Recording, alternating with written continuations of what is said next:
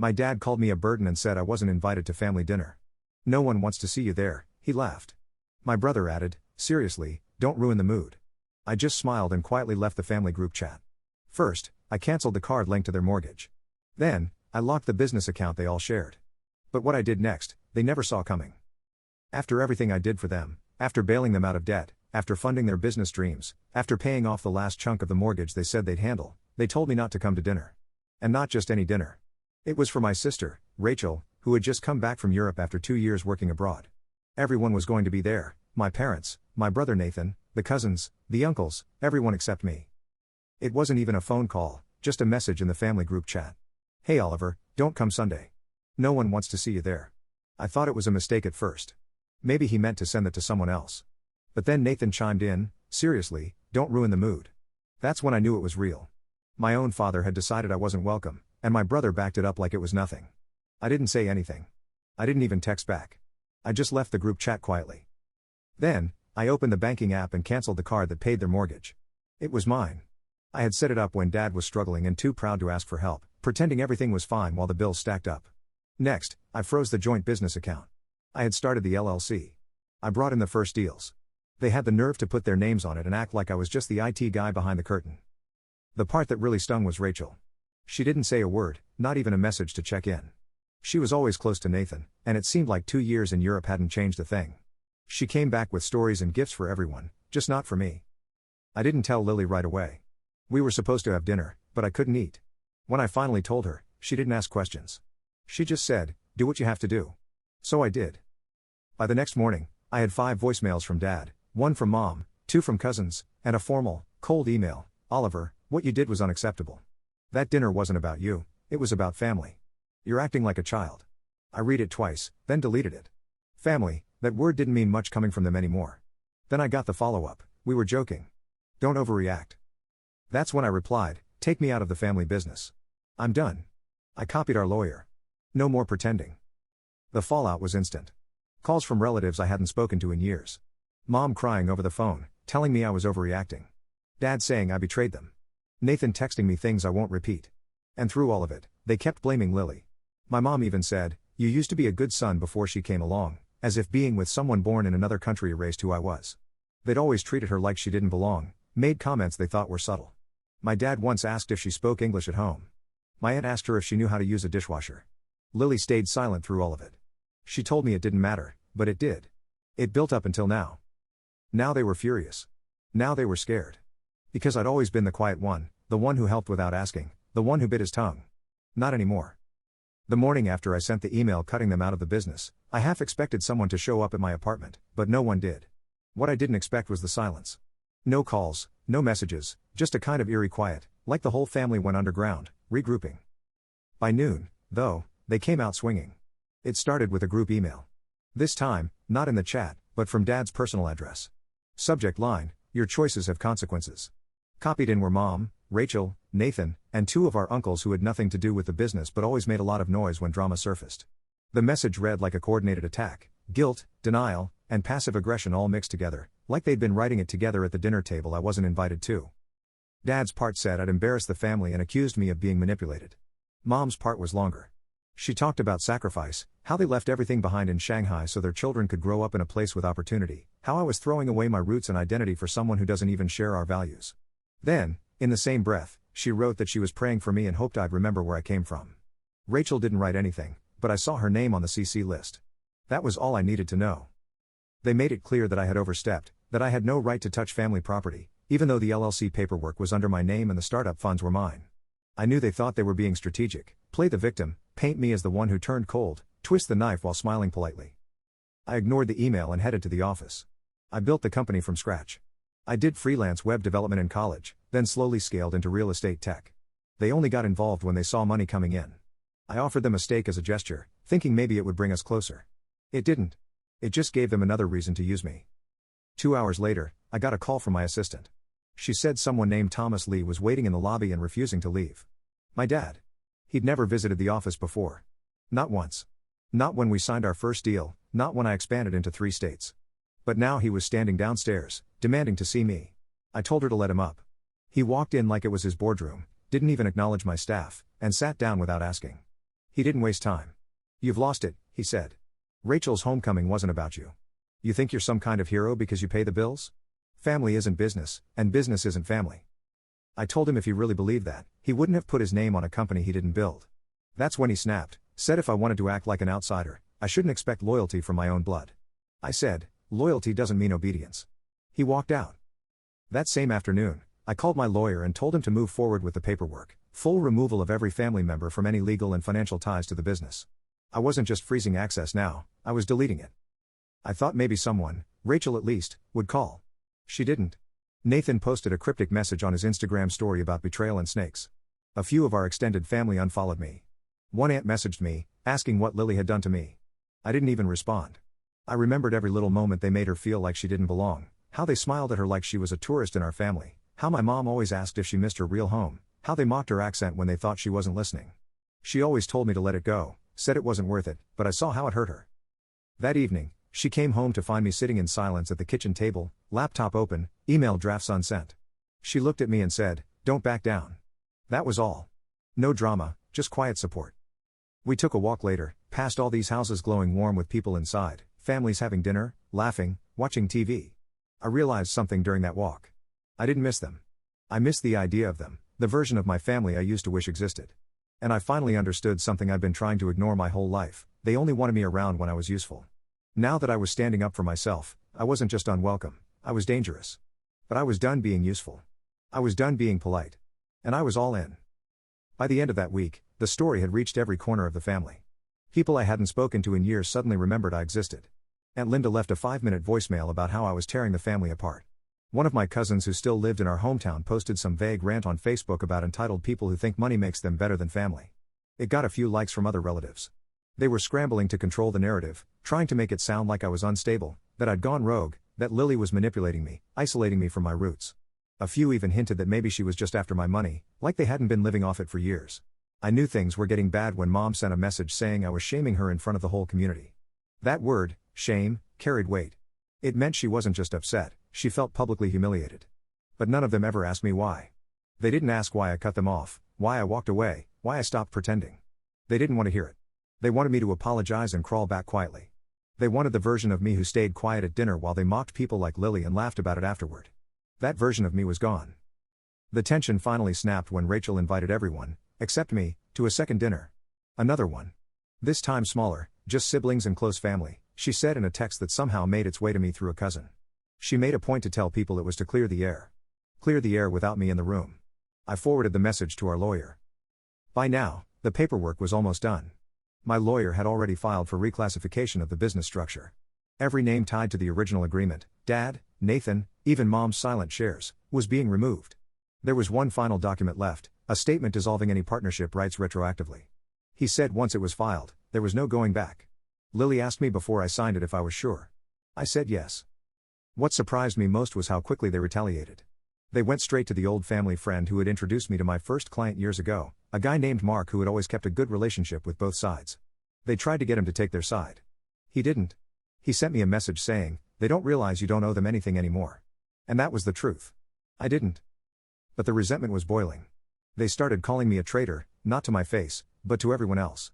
Nathan told a mutual friend I'd turned against my own blood for a woman, as if standing up for Lily was betrayal, as if having boundaries was rebellion. Then one night, Mom came to my apartment unannounced. She stood outside the door and knocked. I didn't open it. She called through the door and said things I thought I'd never hear her say, that I dishonored them, that I was choosing a stranger over the people who raised me, that they didn't recognize me anymore. And then she said it, "If this is who you are now, maybe we don't have a son anymore." I didn't open the door. I just stood there on the other side, listening. She eventually left. That night, I sat with Lily and told her everything, every memory, every little moment I let slide, every insult I laughed off, every time I told myself they meant well. She didn't try to fix it. She just stayed. And I realized something else that night: they had always made me feel like I was one decision away from being cut off, one disagreement, one wrong choice, and I'd lose their approval. So I made that choice for them. A week after my mom stood outside my door and told me I wasn't her son anymore, I thought maybe things would finally go quiet. They'd said their piece. I'd made my decision. We were done. But I was wrong. Lily and I were planning a weekend trip out to Carmel, something low-key to just breathe for a bit. I hadn't checked my emails in 2 days, just trying to disconnect. But when I opened my inbox Monday morning, There it was, a notice from the state business registry. Someone had filed a fraud complaint against me. At first, I thought it was some scam, but it wasn't. The complaint claimed I had illegally removed partners from a joint business without consent. It was signed anonymously, but I didn't need to guess. They were trying to tie me up legally, slow things down, maybe even drag me into court. I sent it straight to my lawyer, who confirmed what I suspected. The complaint had no real legal ground, but it could delay the restructuring for weeks, maybe months. That same day, Lily got a message from someone she didn't recognize on Instagram. It was a long paragraph, clearly written by someone in the family. The language was too familiar. It said she'd broken a family apart, that she should be ashamed for pulling me away from the people who fed and raised me. It told her to leave me before more damage was done. The account was private, no name, but it had photos of Rachel and Nathan in the followers list. That was the line. I never thought they'd go after her directly. Not like that. Not cowardly and anonymous. She read the message once, didn't say anything, and deleted it. But I could see it shook her. That night, I drove to Nathan's house. I hadn't seen him in person since all of this started. I didn't call. I just showed up. He answered the door with that smug expression he always wore when he thought he had the upper hand. I asked if he knew anything about the message sent to Lily. He said nothing at first, just leaned on the doorframe and smiled. Then he said, "Well, maybe if you weren't so dramatic, no one would feel the need to reach out." I laughed. Not because it was funny, but because it confirmed everything. I told him to tell the family this was the last time. If they came after her again, I'd make sure every skeleton in their closets ended up in front of the IRS, the bank, and anyone who cared to look. He didn't smile after that. I left before he could say anything else. The next morning, Rachel sent me a long message. It was the first time she reached out directly. She said I'd gone too far, that no matter how badly they acted, it didn't give me the right to tear everything down. She said family meant forgiveness, even when it was hard.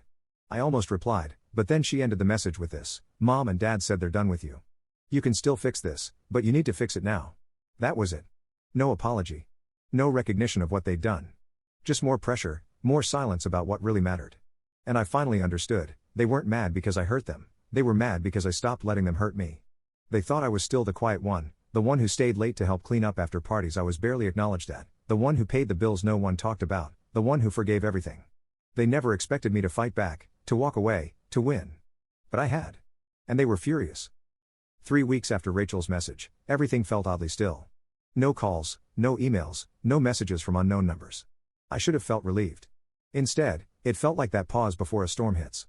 I kept waiting for something. Then it came. It started with a letter, not an email. A physical letter in a cream-colored envelope, left inside my office mailbox. No return address. It was from my dad. It was short. No apologies, no admissions, just a statement: "As far as we're concerned, you're no longer part of this family. Don't contact us again. Don't show up. You've made your choice." It wasn't a surprise.